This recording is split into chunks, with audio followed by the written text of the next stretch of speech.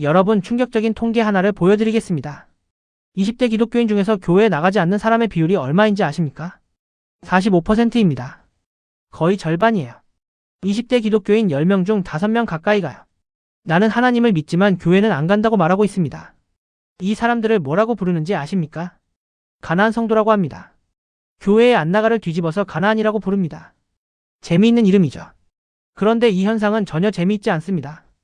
2012년에 가나안 성도 비율이 10.5%였습니다. 2023년에는 26.5%로 뛰었습니다. 11년 사이에 2.5배가 된 겁니다. 지금 한국 개신교 인구 770만 명 중에서요. 226만 명이 교회에 나가지 않고 있습니다. 교회에서는 이 사람들을 뭐라고 합니까? 믿음이 없어서 떠난 사람들이라고 합니다.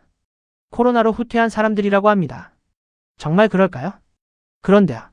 설문조사를 해봤더니 놀라운 결과가 나왔습니다. 교회를 떠난 후에도 신앙에 큰 변화가 없다고 답한 사람이 58%였습니다. 심지어 오히려 신앙이 더 확실해졌다는 사람도 있었습니다. 믿음이 없어서 떠난 게 아니라는 겁니다. 오늘 이 영상에서 가나안 성도들이 교회를 떠나는 진짜 이유를 보여드리겠습니다. 통계와 성경을 근거로요. 하나하나 짚어드리겠습니다. 끝까지 보시면 한국 교회가 왜 청년을 잃고 있는지 이해하실 수 있습니다. 구독과 좋아요 눌러주시고요. 시작하겠습니다. 목회데이터 연구소의 조사 결과를 보면 최근 6년 사이에 교회 출석자 중 20대 비율이 3배 가까이 감소했습니다. 2017년에 20대와 30대가 각각 17%였습니다. 2023년에는 절반 이하로 떨어졌습니다. 반면에 60대 이상 비율은 30%에서 52%로 크게 늘었습니다. 교회 출석자의 절반 이상이 60대 이상이라는 뜻입니다. 이게 무슨 의미냐면요. 한국 교회가 우리 사회보다 더 빠르게 고령화되고 있다는 겁니다. 이 추세가 계속되면 10년 뒤에는 가나안 성도 비율이 37%까지 올라갑니다. 개신교인 3명 중 1명 이상이 교회에 안 나가는 시대가 오는 겁니다. 그런데 더 심각한 게 있습니다. 가나안 청년들에게 언제 교회를 떠났습니까? 물었습니다. 대학교 졸업 후가 42%, 대학교 재학 중이 31%, 합치면 73%가 20대에 교회를 떠나고 있습니다. 그리고 이 사람들 대부분이 어릴 때부터 교회에 다닌 사람들이었습니다. 모태신앙이 44%, 초등학교 때부터 다닌 사람이 28%, 어릴 때부터 교회에 다니다가요. 대학에 가면서 떠나는 겁니다. 왜요? 교회는 이렇게 말합니다. 요즘 청년들이 믿음이 약해서 그렇다. 세상이 너무 좋아져서 교회를 안 나온다. 코로나 때문에 습관이 끊겼다. 정말 그것뿐일까요? 가나안 성도들에게 직접 물어봤더니요. 전혀 다른 대답이 나왔습니다. 교회를 이탈하는 원인을 보면요. 개인적인 사정이 24%, 자유로운 신앙생활을 위해서가 22%, 교인 간 간섭과 갈등이 13%, 목회자의 인격과 설교가 10%. 여기서 주목해야 할 건요. 자유로운 신앙생활을 위해서라는 답변입니다. 그리고 이 사람들에게 더 구체적으로 물었습니다. 자유로운 신앙생활이 뭡니까? 77%가 이렇게 답했습니다. 틀에 박힌 신앙생활이 싫어서. 이 사람들은 신앙을 버리려고 떠난 게 아닙니다. 오히려 신앙을 더 자유롭게 하고 싶어서 떠난 겁니다. 이건 청년의 문제가 아닙니다. 교회의 문제입니다. 지금부터 그 이유를 성경과 함께 하나씩 풀어보겠습니다. 자, 첫 번째 핵심 포인트입니다. 첫째, 교회가 질문을 허락하지 않기 때문입니다. 2018년에 실천신학대학원과 한국교회탐구센터가 826명의 가나안 성도를 대상으로 설문조사를 했습니다. 결과가 놀라웠습니다. 출석했던 교회에서 다양한 신앙관을 인정해주지 않았다. 이렇게 답한 사람이 66.9%였습니다. 3명 중 2명입니다. 전통에 얽매인 분위기였다. 62.1%. 신앙에 대해 자유롭게 질문하지 못했다. 42.5%. 그리고 91.4%가 이렇게 답했습니다. 목회자의 말에 무조건 따르는 것은 바람직하지 않다. 91%입니다. 거의 전원이요. 정리하면 이렇습니다. 가나안 성도 대부분은 교회에서 자기 생각을 말할 수 없었다고 느낀 겁니다. 질문하면 믿음이 부족한 거 아니야? 라는 시선을 받고요. 다른 생각을 말하면 이단적이다라는 평가를 받습니다. 한 모태신앙 30대 남성은 이렇게 말했습니다. 기독교인들이 신앙이 오래되면 될수록 세상과 자신을 구별짓는 용어를 사용하고요. 자기들끼리만 알아듣는 이야기 속에 머물러 있습니다. 그 안에서 다른 생각을 꺼내면 주류에 속하지 못하게 됩니다. 결국 교회를 떠나게 되는 거죠. 교회 안에서 질문하는 사람은 문제아가 됩니다. 의문을 품는 사람은 믿음이 없는 사람이 됩니다. 그런데 성경 속 예수님은 어떠셨습니까? 도마를 보세요. 요한복음 20장에서 도마는 부활을 의심했습니다. 내가 그의 손에 못자국을 보며 내 손가락을 그 못자국에 넣어보지 않고는 믿지 아니하겠노라. 다른 제자들이 뭐라고 했습니까? 야, 도마, 내 믿음이 부족하다 했습니까? 예수님은 어떻게 하셨습니까? 직접 나타나서 말씀하셨습니다. 내 손가락을 이리 내밀어 내 손을 보고 내 손을 내밀어 내 옆구리에 넣어보라. 예수님은 의심하는 자를 내쫓지 않으셨습니다. 오히려 직접 다가가셨습니다. 세례 요한도 마찬가지입니다. 마태복음 11장에서 세례 요한이 감옥에서 제자들을 보내 물었죠. 오실 그이가 당신이 오니까 우리가 다른 일을 기다리오리까? 예수님에 대해 의문을 품은 겁니다. 그것도 세례 요한이요. 예수님이 뭐라고 하셨습니까? 너 믿음이 없구나 하셨습니까?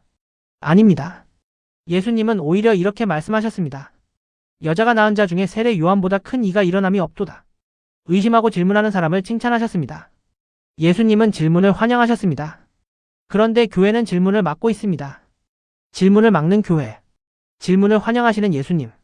이 둘 사이의 거리가 청년들이 교회를 떠나는 거리입니다. 둘째, 이들은 믿음을 버린 게 아니라 오히려 믿음을 지키기 위해 교회를 떠났습니다. 설문조사에서 가나안 성도들에게 물었습니다. 교회를 떠난 후 신앙 상태가 어떻습니까? 가장 많은 58.1%가 신앙에 큰 변화가 없다고 답했습니다. 심지어 3.5%는 오히려 신앙이 더 확실해졌다고 답했습니다. 교회를 안 나가는데 신앙이 더 확실해졌다고요? 어떻게 이런 일이 벌어지는 걸까요? 이들이 교회 안팎에서 목격한 지도자의 이중성을 보시면 이해가 됩니다. 크게 두 가지입니다. 첫 번째, 성범죄입니다. 2021년 통계에 따르면 교회 내 성범죄자의 29%가 담임 목사였습니다. 기독교 반성폭력센터는 교회 성폭력의 71%가 목사나 지도자에 의해 자행된다고 밝혔습니다. 2022년 그 신고 건수는 역대 최다를 기록했습니다. 실제로 이런 일이 있었습니다. 한 교회 담임 목사가 10년 넘게 재직하면서 수십 명의 여성 신도를 대상으로 성범죄를 저질렀습니다. 사건이 드러난 뒤에도 교단 차원의 면직 없이 그 목사는 다른 교회에서 목회를 이어갔습니다. 또 이런 일도 있었습니다. 한 목사는 내 말이 곧 하나님의 뜻이라며 스스로를 신격화했습니다. 그리고 헌금이 신앙의 척도라며 신도들을 심리적으로 통제하면서 수년간 여성 교인들을 대상으로 성착취와 금품 갈취를 반복했습니다. 혹시 이런 생각이 드셨나요? 설마 이단 아닌가요? 아닙니다. 지금 말씀드린 사례들 전부 우리가 아는 한국의 정통 기독교 교단 안에서 일어난 일입니다. 그리고 더 화가 나는 건 이런 사건이 터질 때마다 교회 안에서 나오는 반응입니다. 두 가지인데 같은 입에서 동시에 나온다는 게 문제입니다. 한쪽에서는 이렇게 말합니다. 죄 없는 자가 먼저 돌로 치라 하지 않았냐. 목사님을 비난하지 말라 입을 다물라는 겁니다. 그러면서 동시에 다른 한쪽에서는 이렇게 말합니다. 목사님, 어서 빨리 강단으로 돌아와 주세요. 우리에게는 목사님이 필요합니다. 비판은 막으면서 복귀는 서두르는 겁니다. 회개할 시간도 책임을 질 시간도 없이요. 심지어 이런 경우도 있었습니다. 한 교회에서 담임 목사가 성범죄 사실을 인정하고 사임했습니다. 그런데 제대로 된 사과도 법적 책임도 없는 상태에서 교회는 그 목사에게 10수억 원의 퇴직금을 지급했습니다. 그리고 그 목사는 얼마 뒤 새 교회를 개척해 목회를 이어갔습니다. 이게 진정으로 그 지도자를 위하는 마음일까요? 아니면 불편한 진실을 빨리 덮고 싶은 마음일까요? 두 번째, 재정 횡령입니다. 교회 분쟁 상담 통계를 보면 교회 내 분쟁의 4분의 3은 목사가 유발하며 그 원인 1위가 돈 문제입니다. 한 대형 교회에서 수년치 회계 장부를 조사했더니 수십억 원이 사용 내역도 없이 사라져 있었습니다. 목사 자녀의 해외 유학비와 학교 후원금으로 거액이 빠져나간 정황이 확인됐습니다.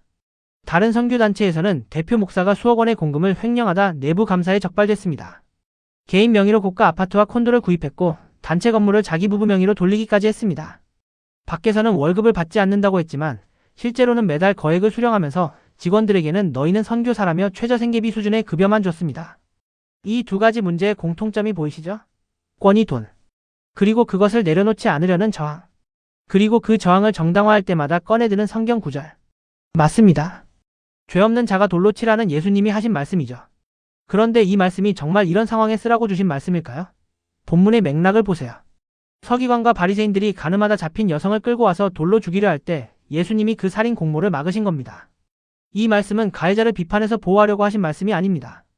돌에 맞아 죽을 위기에 처한 피해자를 살리기 위해 하신 말씀입니다. 오히려 예수님은 군중이 떠난 뒤 그 여성에게 분명히 말씀하셨습니다. 가서 다시는 죄를 범하지 말라. 예수님은 죄를 결코 가볍게 여기지 않으셨습니다. 성경은 지도자에게 일반 성도보다 훨씬 엄격한 기준을 요구합니다. 디모데전서 3장에는 교회 지도자의 자격으로 한 아내의 남편이 되며 절제하며 신중하며 단정하며 라고 명시되어 있습니다.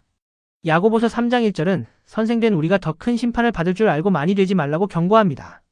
그런데 이 대목에서 한 사람의 이야기를 꼭 해드리고 싶습니다. 1960년대 미국 성령 사역의 여왕이라 불리며 전 세계적인 치유 집회를 이끌었던 캐서린 쿨만이라는 분입니다.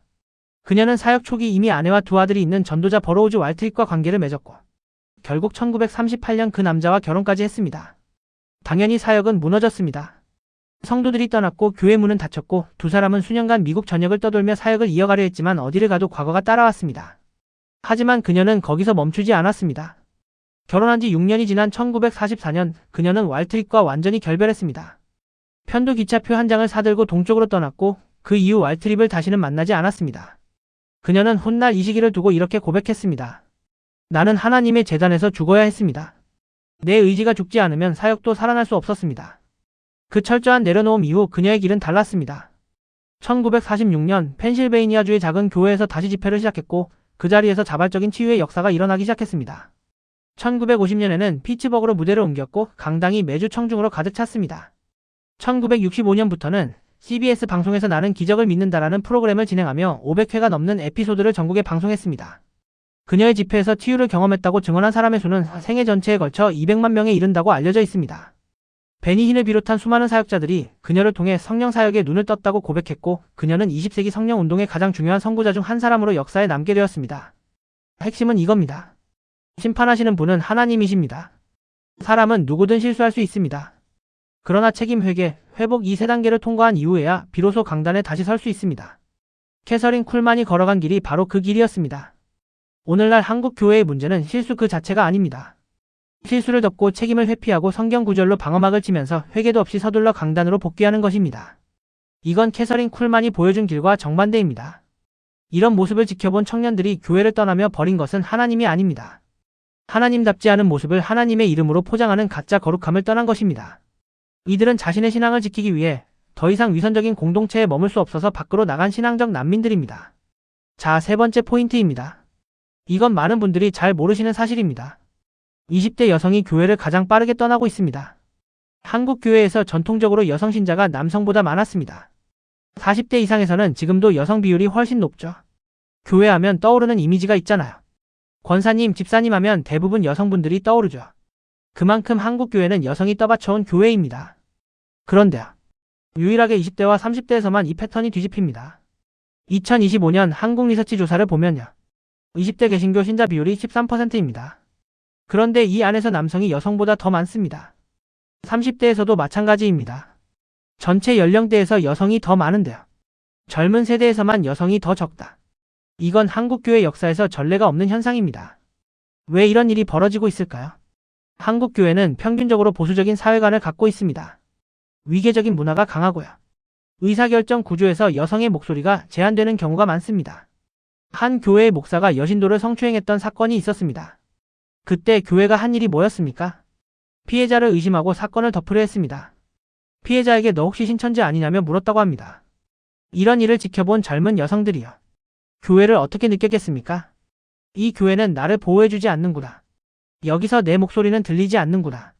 20대, 30대 젊은 여성들의 가치관은 다양성과 평등을 중시하는 방향으로 변화하고 있습니다. 그런데 교회는 여전히 여성의 역할을 제한하고 있죠. 문제가 생겨도 권위 구조 안에서 조용히 처리하려 합니다. 이 두 가지가 충돌하는 겁니다. 교회 안에서 자기 목소리를 낼 수 없다고 느끼는 순간요. 젊은 여성들은 교회를 떠납니다. 그런데 성경 속 예수님은 어떠셨습니까? 당시 유대 사회에서 여성은 공적 영역에서 거의 배제된 존재였습니다. 남자가 공공장소에서 여자와 대화하는 것 자체가 금기였죠. 그런데 예수님은 사마리아 여인과 우물가에서 대화하셨습니다. 요한복음 4장입니다. 이 장면이 얼마나 파격적이었냐면요. 제자들도 이 장면을 보고 놀랐다고 성경에 기록되어 있습니다. 여자와 말씀하시는 것을 이상히 여겼다고요. 예수님의 제자들도 놀랄 정도였습니다. 그만큼 당시 문화에서 있을 수 없는 일이었거든요. 더 중요한 건요. 예수님이 부활하신 후에 가장 먼저 나타나신 사람이 누구였습니까? 막달라 마리아입니다. 당시 사회에서 여성의 증언은 법적 효력이 없었습니다. 재판에서 증인으로 서지도 못했어요.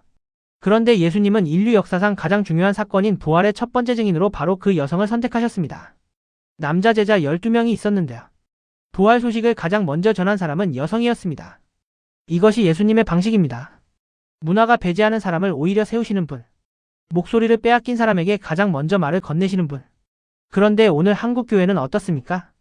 예수님은 2000년 전에 여성을 첫 번째 증인으로 세우셨는데요. 2000년이 지난 오늘날 교회가 예수님보다 뒤처져 있는 건 아닙니까? 교회가 젊은 여성들의 목소리를 들을 준비가 되어 있지 않다면 이 이탈은 멈추지 않을 겁니다. 자, 여기까지 들으시면요. 이런 반론이 나올 수 있습니다. 그래도 예배는 드려야 하는 거 아닌가요? 맞습니다. 성경은 분명히 함께 모이라고 말씀합니다. 히브리서 10장 25절입니다. 모이기를 패하는 어떤 사람들의 습관과 같이 하지 말고 오직 권하여 그날이 가까움을 볼수록 더욱 그리하자. 교회를 안 나가도 된다고 말씀드리는 게 아닙니다. 그런데 이 구절을 잘 보셔야 합니다. 바로 앞 절인 24절에 뭐라고 되어 있습니까? 서로 돌아보아 사랑과 선행을 격려하며. 모이라는 말씀의 목적이 뭡니까? 출석 체크가 아닙니다. 서로 돌아보고 격려하기 위해서 모이라는 겁니다. 그런데 가나안 성도들이 교회에서 경험한 건 뭐였습니까? 격려가 아니라 간섭이었습니다. 돌아봄이 아니라 판단이었습니다. 성경이 말하는 모임의 본질과 실제 교회의 모습이 다르기 때문에 떠나는 겁니다. 그러면 교회에 안 나가도 된다는 말입니까? 아닙니다. 공동체 없는 신앙은 불완전합니다. 혼자서는 서로 격려할 수 없잖아요. 저는 교회 공동체가 중요하다고 믿습니다. 성경도 그렇게 말씀하고 있고요. 그러나 문제의 순서를 바로잡아야 합니다. 한 청년이 이런 말을 했습니다. 청년들이 교회를 떠나는 게 아니라 교회가 청년을 떠나게 하고 있지는 않은지 먼저 돌아볼 필요가 있다. 또 다른 청년은 이렇게 말했습니다. 청년들이 신앙생활을 안 하는 건지 못하는 건지 그것부터 고민해야 하지 않을까요? 왜 그걸 우리 탓으로 돌리는지 모르겠어요. 교회의 자기 성찰이 먼저입니다. 그리고 가나안 성도 여러분에게도 드리고 싶은 말씀이 있습니다. 여러분이 떠난 이유를 이해합니다. 교회에 실망한 것도요. 그런데 한 가지만 생각해 주셨으면 합니다. 예수님이 우리에게 주신 마지막 명령이 뭐였습니까? 마태복음 28장 19절에서 20절입니다. 그러므로 너희는 가서 모든 민족을 제자로 삼아 아버지와 아들과 성령의 이름으로 세례를 베풀고 내가 너희에게 분부한 모든 것을 가르쳐 지키게 하라. 제자가 되고 제자를 삼으라. 이것이 예수님이 우리에게 주신 사명입니다. 우리는 믿음을 받은 사람들입니다. 그리고 그 믿음을 전해야 하는 사람들이기도 합니다. 지금 이 순간에도 복음을 듣지 못한 사람들이 있습니다. 하나님을 모르는 채로 살아가는 사람들이 있습니다. 우리는 그걸 바라만 보고 있을 사람들이 아닙니다. 그런데 솔직히 물어보겠습니다. 혼자서 제자를 삼을 수 있습니까? 혼자서 전도할 수 있습니까? 혼자서 새신자를 양육할 수 있습니까? 쉽지 않죠. 전도하려면 함께 기도할 사람이 필요합니다. 새신자를 양육하려면 함께 가르칠 사람이 필요합니다. 제자를 삼으려면 함께 훈련할 공동체가 필요합니다. 교회가 완벽하지 않다는 거 압니다. 실망스러운 일이 많다는 것도 압니다. 그러나 예수님도 완벽하지 않은 12제자와 함께 하셨습니다. 베드로는 예수님을 3번이나 부인했고요. 도마는 부활을 의심했고요. 가룟 유다는 배신했습니다. 그래도 예수님은 공동체를 포기하지 않으셨습니다. 왜요? 사명은 혼자 감당할 수 없기 때문입니다. 교회가 바뀌어야 합니다. 그건 맞습니다. 그런데 교회가 바뀌려면요. 바뀌어야 한다고 목소리를 내는 사람들이 교회 안에 있어야 합니다. 밖에서 바라보기만 해서는 바뀌지 않습니다. 여러분의 상처를 안고서라도요. 예수님이 주신 사명을 함께 감당합시다. 자, 오늘 내용을 정리하겠습니다. 첫째, 교회가 질문을 허락하지 않습니다. 가나안 성도의 66.9%가 교회가 다양한 신앙관을 인정해주지 않았다고 답했습니다. 둘째, 이들은 믿음을 버린 게 아닙니다. 강단의 말과 강단 아래의 행동이 다른 모습에 실망해서 떠났습니다. 그런데도 56%가 좋은 교회가 있으면 돌아가고 싶다고 답했습니다. 문은 아직 열려 있습니다. 셋째, 20대 여성이 교회를 가장 빠르게 떠나고 있습니다. 전 연령대에서 유일하게 20대와 30대만 여성 비율이 남성보다 낮습니다. 예수님은 2000년 전에 부활의 첫 증인으로 여성을 선택하셨습니다. 넷째, 예수님은 우리에게 제자를 삼으라는 사명을 주셨습니다. 이 사명은 혼자 감당할 수 없습니다. 교회가 변해야 하고요. 가나안 성도도 다시 돌아와야 합니다. 교회의 본질을 함께 회복해 갑시다. 이 영상이 도움이 되셨다면 구독과 좋아요 꼭 눌러주시고요. 주변에 교회를 떠난 형제자매에게 이 영상을 공유해주세요. 댓글로 여러분의 경험도 나눠주시면 감사하겠습니다. 크리스천 다락방이었습니다. 감사합니다.